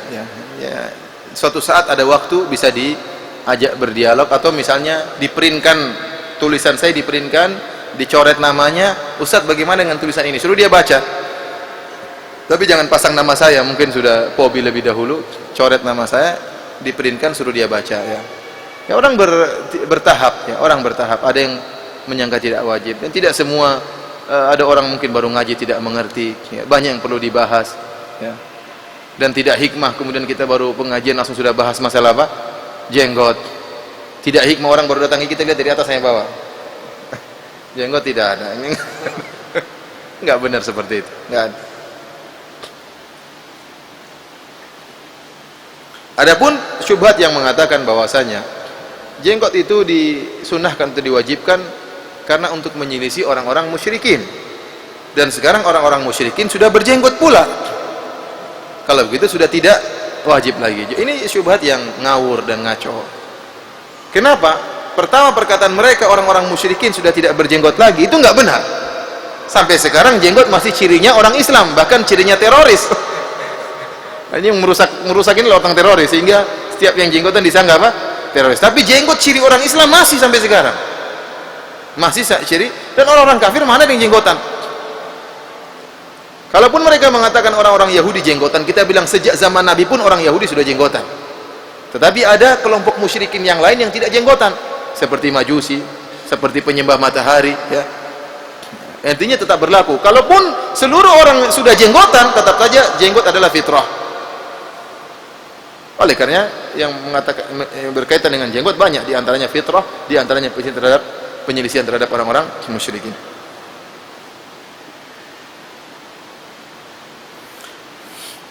Apakah amal kita diterima yang awalnya kita ikhlas namun tercampur riya dan kita sudah bersungguh-sungguh untuk menghilangkannya?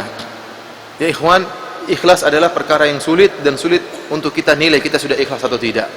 Yang Allah inginkan dari kita adalah berusaha dan melawan.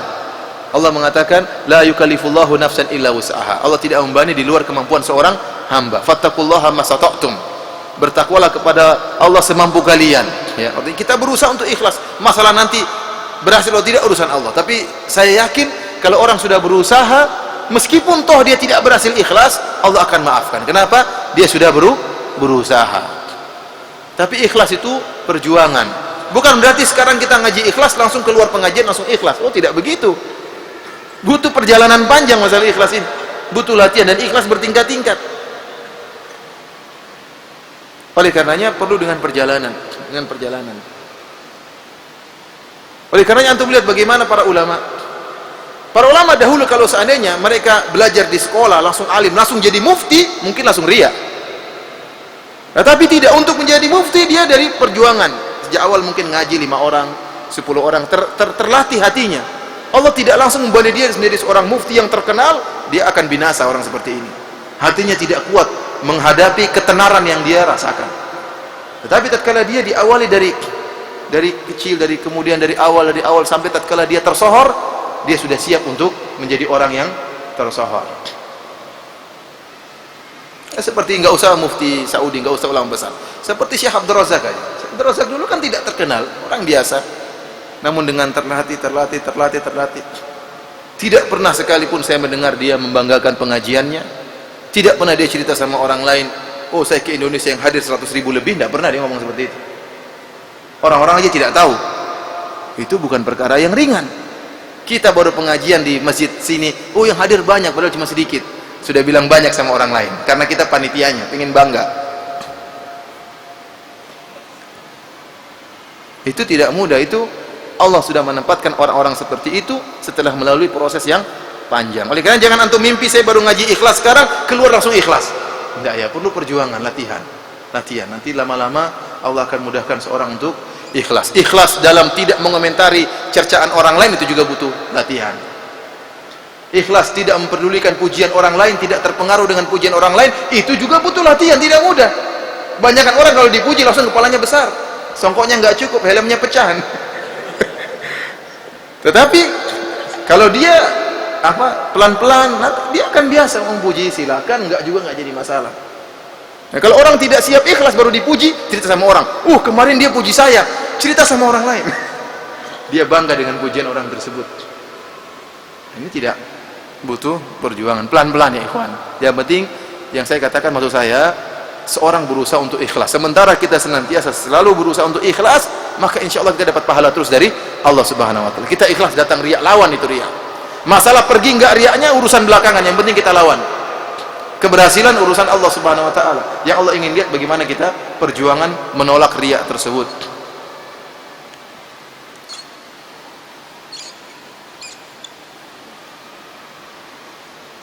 Apakah benar ungkapan hidup ini harus seimbang dunia dan akhirat? Wabtaghi fima ataqallah. Kata Allah Subhanahu wa taala, wala tansa nasibaka minad dunya. Jangan kau lupakan bagianmu dari dunia. Ini isyarat bahwasanya yang paling utama adalah apa? Akhirat, namun jangan lupa dengan dunia. Bukan sebaliknya, carilah dunia sepuasmu, jangan lupa akhirat. Ini kayaknya akhirat cuma belakangan, tidak benar. Perkataan harus seimbang, tentunya apa ya, seimbang itu maksudnya apa? Dunia tidak terlepas dari akhirat, akhirat tidak terlepas dari dunia. Orang untuk bisa meraih akhirat harus dengan dunia. Pertanyaan ini nggak perlu. Apa harus seimbang dunia? Bagaimana cara menyeimbangkan? Coba timbangannya bagaimana juga? Gimana cara antum menimbang? Menimbang dari sisi waktu atau menimbang dari sisi apa? Apa yang perlu antum timbangkan? Maksudnya kalau timbangan dari sisi waktu, dunia 24 jam, 12 jam harus dunia, satu hari isinya 24 jam. 12 jam harus untuk dunia, 12 jam untuk akhirat. Apakah begini cara menimbang? Tidak benar seperti ini. Tapi carilah dunia dengan niat akhirat, itu yang benar. Bahkan bisa jadi semuanya adalah akhirat. Seorang yang berusaha mengumpulkan uang, namun niatnya untuk memberi nafkah kepada keluarganya, niatnya untuk menyenangkan hati ibunya, niatnya untuk bersedekah bagi Islam, maka seluruh kegiatannya akhirat. Seluruh kegiatan dunianya adalah apa? Akhirat. Maka tidak perlu kita bilang harus seimbang dunia dan akhirat. Nggak apa yang nimbang pakai timbangan apa gitu.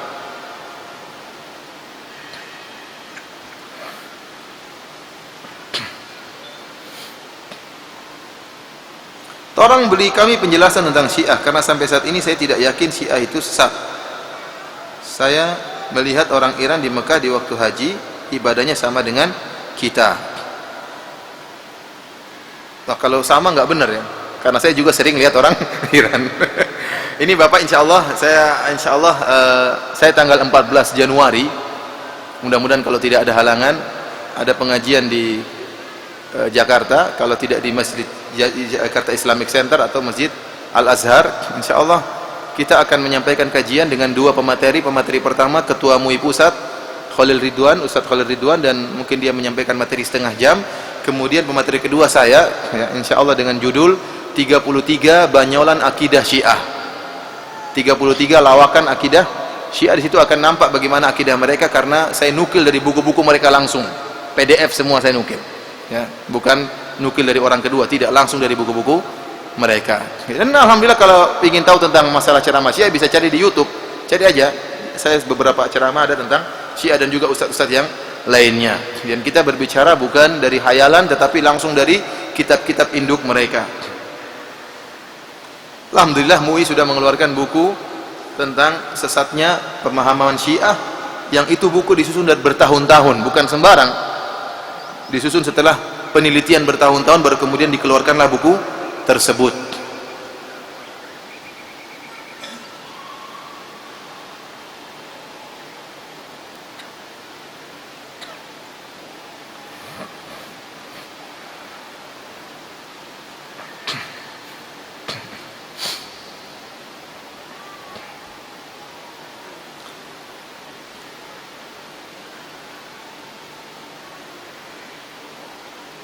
Ustaz, tolong praktekkan kepada kami cara mengangkat tangan ketika berdoa.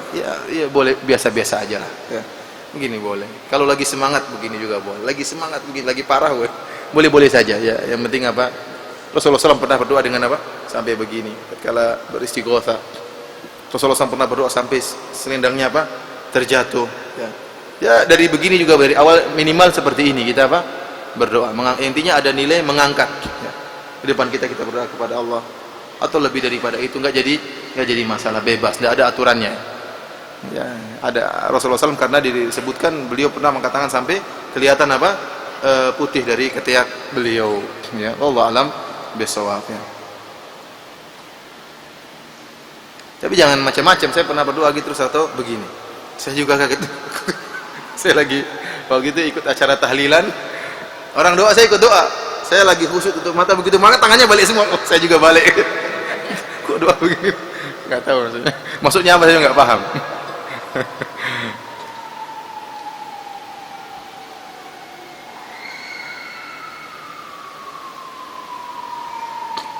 Bagaimana cara membantah syubhat orang Nasrani yang mengatakan bagaimana orang Islam percaya dan mau menyembah sesuatu yang tidak nampak? Kita bilang kalau gitu kamu kafirkan seluruh nabi sebelum Nabi Isa. Iya tidak?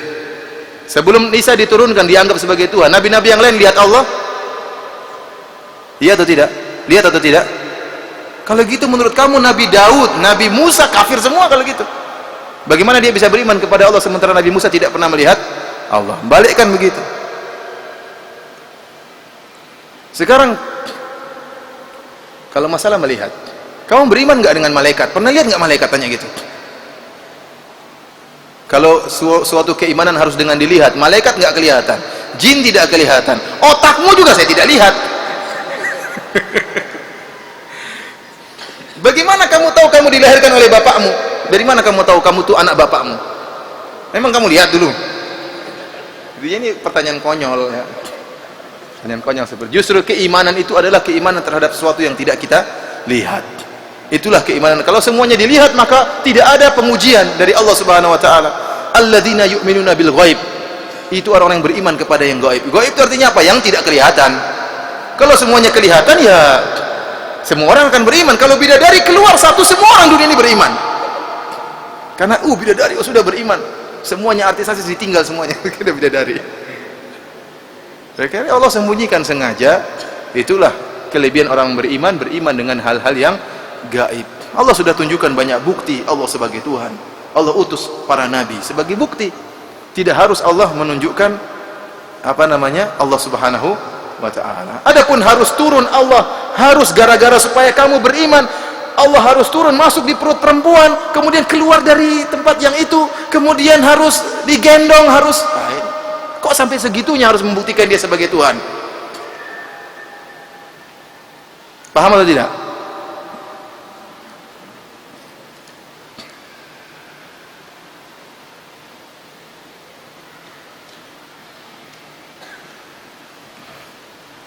Ustadz, bagaimana solusi dari yang saya hadapi sekarang? Saya sudah 2 tahun mengenal dakwah sunnah ini. Sekarang beriring dengan waktu, saya semangat sekali untuk mengajak orang lain. Akan tapi kepada orang tua, adik, kakak, saya tidak begitu semangat. Tidak ada ide. Mengingat kedua orang tua adalah orang yang awam akan ilmu agama, dan kebetulan saya sedang kuliah di Kota Padang. Tetap orang tua lebih dahulu. Tentunya tatkala pulang, terutama tatkala kesempatan pulang. Dan tidak semua harus semuanya langsung dapat hidayah, satu persatu, tidak semua dapat hidayah. Dan yang paling kuat adalah doa. Yang paling kuat adalah doa. Saya tahu ada seorang yang hidup di keluarga yang tidak ada yang sholat. Kemudian dia ngaji, dia pulang ketemu dengan bapaknya, ibunya, adiknya, kakaknya, tantenya, semua nggak ada yang sholat.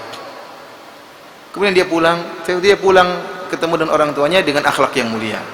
Akhlak yang mulia, dia sholat, waktunya sholat, bu saya sholat dulu bu. Apa kerjain, dia kerjain, ramah sama pamannya. Ya, mungkin buku diletakkan di situ.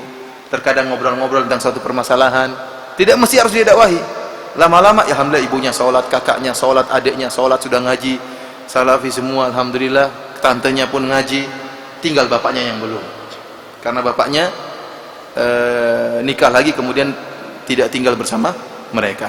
Tetap dia bertanggung jawab untuk mendakwai ayahnya. Tapi arti maksud saya, orang tua keluarga harus didahulukan, tapi dengan cara yang hikmah, terutama cara yang paling baik adalah akhlak yang mulia. Percuma kita kowar-kowar kalau kita ini akhlaknya buruk. Percuma. Kita bilang bapak itu harus, tapi nggak pernah kirim uang. Percuma kalau gitu.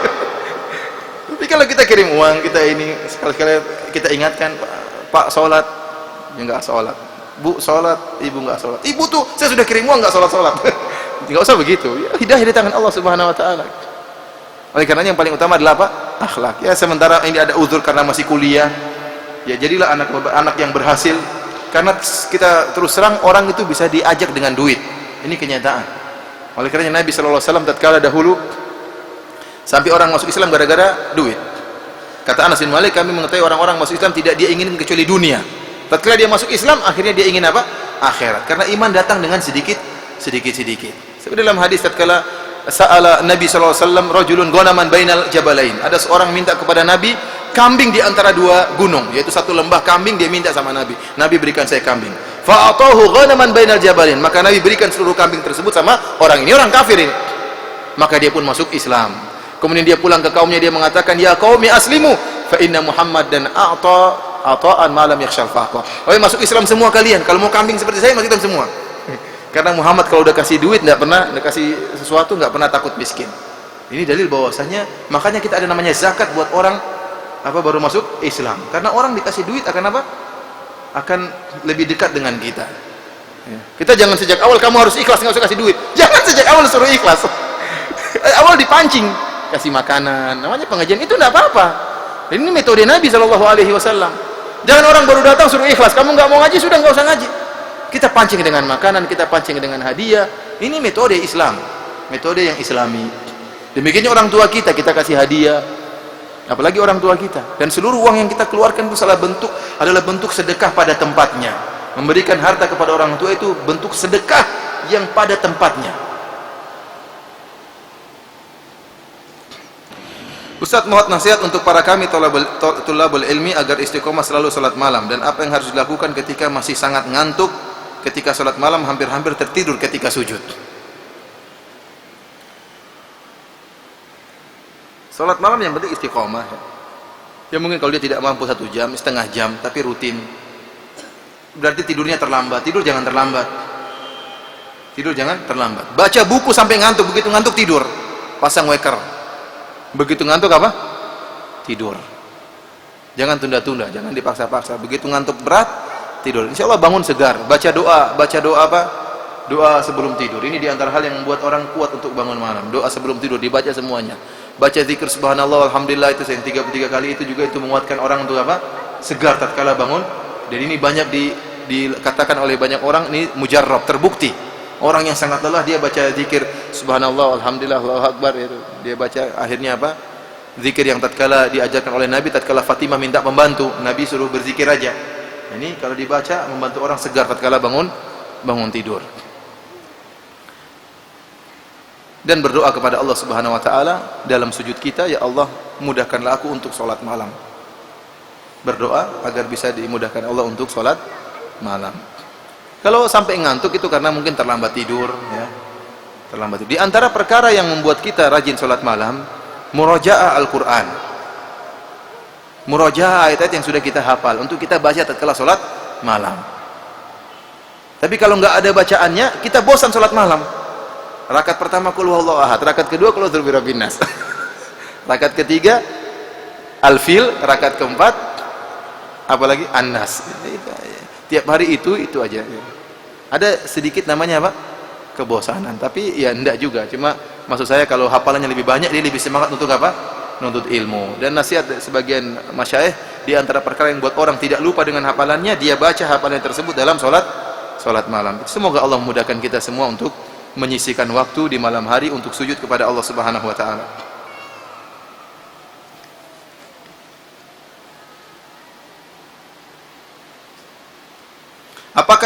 Apa bedanya syariat yang dibawa oleh Nabi Muhammad SAW dengan nabi-nabi yang lain, seperti cara sholat mereka dan ibadah lainnya? Adapun masalah tauhid, maka semuanya sama, menyeru kepada tauhid dan menolak kesyirikan. Adapun tata cara sholat, maka tidak dijelaskan bagaimana tata cara sholat mereka. Tetapi para nabi semuanya sholat, dan syariat puasa adalah syariat para anbiya. Makanya dia mengatakan puasa yang terbaik puasa Nabi Daud. Pak Nabi Ibrahim juga sholat, ya, Nabi Daud juga sholat, Nabi Daud juga puasa, Nabi Isa juga sholat, ya. Tetapi bagaimana teknis sholatnya dan cara puasanya mungkin ada perbedaan. Perbedaannya apa? Allah alam bishawab. Tidak dijelaskan dalam hadis-hadis yang sahih. Apakah rakaatnya bagaimana, sujud rukuknya bagaimana, apa angkat tangan atau tidak. Dan intinya tidak dijelaskan dan tidak perlu kita ketahui. Tidak perlu kita ketahui. Karena kalau kita tahu juga apa manfaatnya?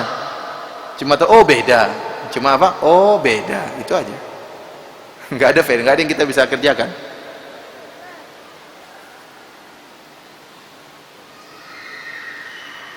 Ustadz, apakah ketika sholat jahar makmum diharuskan baca surat Al-Fatihah di belakang kita, di belakang imam? Ini khilaf di antara para ulama, ya. Tapi kalau imam ada selah diam, ada sempat diam, maka kita baca Al-Fatihah.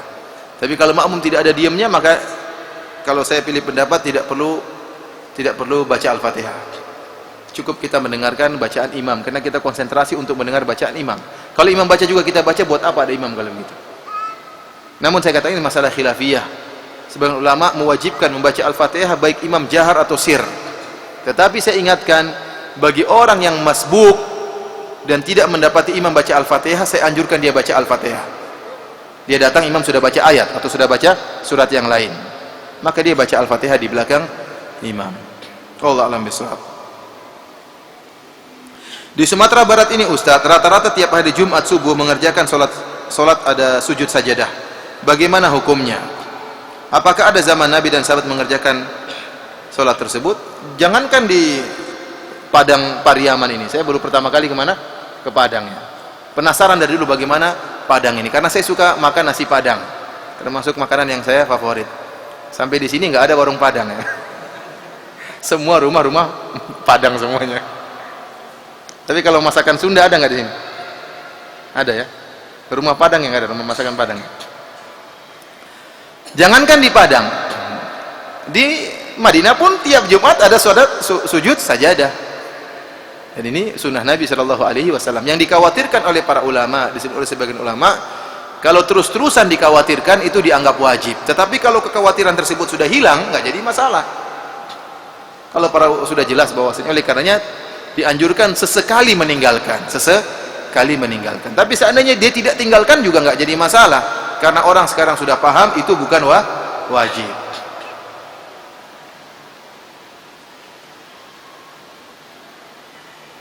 Mengenai sholat qasar, apakah boleh menjamakkan qasar Jumat dengan asar? Ini masalah khilaf di antara para ulama. Apakah boleh mengqasar Jumat dengan sholat asar? Pendapat yang pertama mengatakan tidak boleh menjamak Jumat dengan kasar, karena Jumat tidak bisa dikiaskan dengan zuhur, tidak bisa dikiaskan dengan sholat zuhur. Jumat berbeda dengan zuhur dalam banyak hal. Ya, kita tahu praktek sholat zuhur tidak sama dengan sholat Jumat. Di antaranya zuhur 4 rakaat, Jumat 2 rakaat. Jumat pakai khotib, zuhur tidak pakai khutbah. Ya. Banyak perbedaan antara zuhur dengan Jumat, sehingga tidak bisa dikiaskan antara sholat Jumat dengan sholat zuhur. Karena tidak bisa dikiaskan, maka tidak ada jamak antara Jumat dengan sholat asar. Karena yang datang dari Nabi SAW hanyalah menjamak antara Jumat dengan asar, antara zuhur dengan asar. Tidak pernah diriwayatkan dari Nabi dalam satu hadis pun Rasulullah SAW pernah menjamak Jumat dengan asar. Pendapat yang kedua mengatakan boleh, dan ini pendapat yang saya pilih, bahwasanya boleh menjamak antara Jumat dengan asar. Namun untuk keluar dari khilaf mending kita tidak usah, kecuali dalam kondisi kita sangat perlu, maka tidak mengapa kita menjamak. Dan ini kadang-kadang kita terjebak dengan kondisi seperti kita naik bisnya ba'da Jumatan, sampainya ba'da Isya, repot kan seperti ini. Seperti kondisi begini maka jamak tidak apa-apa, dan ini pendapat yang kuat. Kenapa? Mereka yang mengatakan tidak boleh menjamak, kita bilang memang Rasulullah SAW tidak pernah menjamak Jumat dengan qasar, karena kebanyakan jamak dikerjakan tatkala safar, iya atau tidak? Kebanyakan jamak dikerjakan tatkala bersafar. Dan tatkala Rasulullah SAW bersafar, memang tidak ada sholat Jumat. Orang musafir tidak sholat Jumat, iya atau tidak? Ya, kalau Rasulullah sedang bersafar, ya kapan sholat Jumatnya? Kapan mau terbayangkan menjamak antara Jumat dengan asar? Karena tatkala safar tidak ada sholat Jumat, yang ada sholat zuhur. Oleh karena di antara kesalahan yang sering saya lihat waktu saya sering bersafar dari Sorong ke Surabaya naik kapal itu 4 hari atau 5 hari, sering mereka melaksanakan sholat Jumat di mana? Di kapal. Ini tidak benar, tidak perlu. Semuanya musafir. Dengan ijma ulama bahwasanya orang yang di atas lautan itu musafir. Namun karena kejahilan, semangat akhirnya menangkat sholat Jumat. Lebih parah lagi waktu itu air di seluruh kapal panas, sehingga ada seorang mufti Mufti Bahlul tidak boleh berwudu dengan air panas. Wah, repot seperti ini. Orang tayamum ini nggak benar seperti ini. Dari mana? Waktu di zaman Nabi, waktu musim panas nggak ada AC, Rasulullah tetap aja berwudu dengan air di sumur atau air di mana yang didapatkan di bawah terik matahari. Akhirnya orang tayamum, ada yang beli aqua, ada yang tayamum, subhanallah. Ini orang jahil seperti itu. Ya, sudah suruh sholat Jumat di kapal, merepotkan orang, kemudian wudunya tidak boleh dengan air panas, akhirnya merepotkan banyak orang. Ya, tapi saya ngomong juga orang tidak dengar, miskin ya, repot. Ya, ini intinya saya bilang, memang tergambar sulit digambarkan Nabi menjamak antara Jumat dengan asar karena jamak sering terjadi tatkala safar, dan tatkala Nabi sedang bersafar tidak ada sholat Jumat. Tetapi ada kejadian tatkala Nabi sedang tidak bersafar, ada sebab untuk menjamak. Ya, waktu itu musim hujan. Dalam satu hadis Rasulullah SAW sedang khutbah Jumat, tiba-tiba datang seorang Arab dari jauh mengatakan, ya Rasulullah, ya, halakatil amwal wa qata'atis subul, ud'ullaha an yughithana. Rasulullah lagi khutbah, dia berhentikan. Ya Rasulullah, semua harta sudah binasa, sudah rusak. Wa qata'atis subul, seluruh jalan-jalan sudah terputus, binatang-binatang ternak sudah mati. Berdoalah kepada Allah agar menurunkan hujan. Rasulullah SAW sedang berkhutbah. Rasulullah SAW berhenti. Rasulullah SAW kemudian berdoa, mengangkat kedua tangannya sampai kelihatan putih kedua ketiaknya. Rasulullah SAW mengatakan, Allahumma aghithna, Allahumma aghithna, Allahumma aghithna. Maka kata Anas bin Malik radhiyallahu ta'ala anhu, langit kosong, tidak ada awannya, tiba-tiba awan berkumpul. Awan berkumpul, Allah kumpulkan seketika itu juga apa? Hujan. Saya sempat bertanya kepada orang-orang tua di Madinah yang sudah sangat tua. Saya bilang, dulu bagaimana kalau doa minta hujan? Sering kita dapati imam habis sholat istisqa langsung turun hujan. Sering zaman dulu. Sekarang kok enggak? Mungkin yang salah imamnya, yang mungkin salah makmumnya, kurang ajar. Artinya tidak seperti dulu. Dulu apa, luar biasa. Ini sekarang maksiat di mana-mana, ya. Parabola di mana-mana, ya, repot. Mau jadi turun hujan nggak jadi, mental ke atas. Intinya ikhwani fillah azanillahu iyyakum, tatkala itu pula maka turunlah hujan. Kata Anas, wa ma ra'ayna syamsa sabtan, selama seminggu kami nggak lihat matahari. Hujan selama seminggu. Di antara hal yang membolehkan orang untuk jamak meskipun tidak safar adalah hujan. Jadi di antara hal yang membolehkan orang jamak meskipun tidak safar, jamak zuhur sama asar adalah hujan, rasa takut misalnya. Boleh jamak atau tidak? Boleh, 4 rakaat, qomat lagi 4 rakaat salat asar. Tetapi dalam hadis tersebut Rasulullah SAW tidak menjamak dengan asar, Jumat dengan asar. Padahal ada sebab yang membolehkan apa? Jamak. Kata mereka, ini dalil bahwasanya Rasulullah SAW tidak menjamak antara Jumat dengan asar. Kita bantah, kita bilang tidak ada pernyataan dalam hadis tersebut Rasulullah SAW tidak menjamak. Rasulullah tidak ada dalam hadis tersebut menyatakan Rasulullah menjamak, dan tidak ada pula dalil menunjukkan Rasulullah tidak menjamak. Karena hadis tentang terfokuskan berbicara tentang turunnya hujan, tentang istisqa. Kemudian adanya hujan juga tidak mewajibkan untuk menjamak, tidak mewajibkan, tapi hanya membolehkan. Mungkin Rasulullah SAW tidak ingin menjamakkan. Kemudian kita tanya sama mereka, sekarang logikanya begini. Ada orang misalnya di Padang ini, hujan keras. Hujannya datang tiba-tiba pas Jumatan. Imam lagi khutbah, hujannya keras, mau banjir. Orang nggak bisa pulang. Ini kejadian misalnya. Tahu-tahu ada makmum yang terlambat, 2 saf terlambat datang sholat Jumat. Akhirnya mereka sholat apa? Mereka sholat apa kalau nggak sholat Jumat? Sholat zuhur. Sholatnya berapa rakaat? 4 rakaat. Yang lain makmum sudah sholat Jumat, selesai.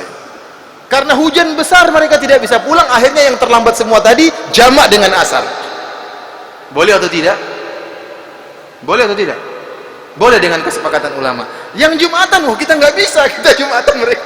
Nah, ini kan yang Jumatan yang benar nggak boleh jamak, yang zuhur boleh jamak.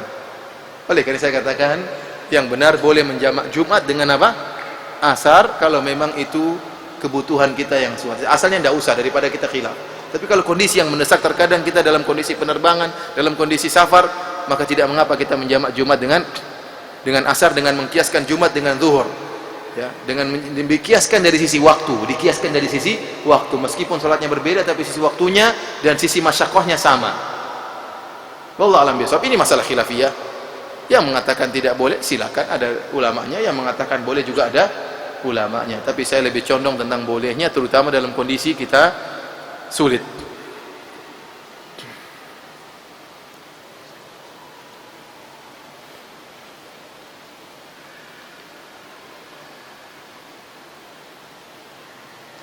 Bagaimana hukum dan pahala jika tertidur lalu suara azan tapi tidak sanggup bangun dikarenakan sangat mengantuk? Ini bukan tidak sanggup bangun, tidak mau bangun. Dan setelah sholat berjamaah selesai barulah terbangun dan melaksanakan sholat. Ya, kalau memang sampai sakit ya atau bagaimana ya lain ceritanya. Tapi kalau malas, kebanyakan malas, bukan apa? Tidak. Kalau dia sakit ya nggak jadi masalah. Kalau dia bangun bakalan jatuh di jalan, ya itu lain cerita. Nah, jadi masalah, sangat parah ngantuknya sekali, memang kondisi sangat parah. Tidak mampu bangun karena kalau bangun khawatir apa? Percuma dia sholat, tidak akan bisa memikirkan apa-apa. Kalau kondisi ini tidak menjadi masalah. Dan ini kondisi sesekali. Tapi kalau berkali-kali, nah ini menunjukkan malas, bukan apa? Bukan kondisi yang jarang, tapi terus-terusan seperti ini. Tapi kalau kondisinya tadi sangat ngantuk dan tidak mungkin untuk bisa konsentrasi sholat, maka dia tidur aja. Yang penting dia pasang waker, dia butuh istirahat setengah jam, setelah itu segera bangun. Jangan sampai kebablasan. Kalau memang kondisinya seperti itu.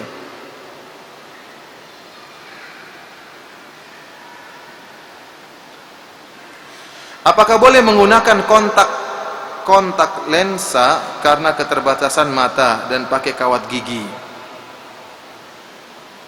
Kontak lensa tidak jadi masalah, maksudnya ganti kacamata, dipasang nggak jadi masalah. Pasang dalam apa? Mata nggak ada larangan, dan itu membantu untuk penglihatan. Adapun kawat gigi, maka kalau untuk menghias gigi, para ulama menyebutkan tidak diperbolehkan. Tapi kalau memang kondisi gigi sangat parah, buruk misalnya, ya jadi seperti operasi plastik. Operasi plastik itu kalau sekedar untuk menghias, menambah kecantikan, menambah ketampanan, tidak boleh.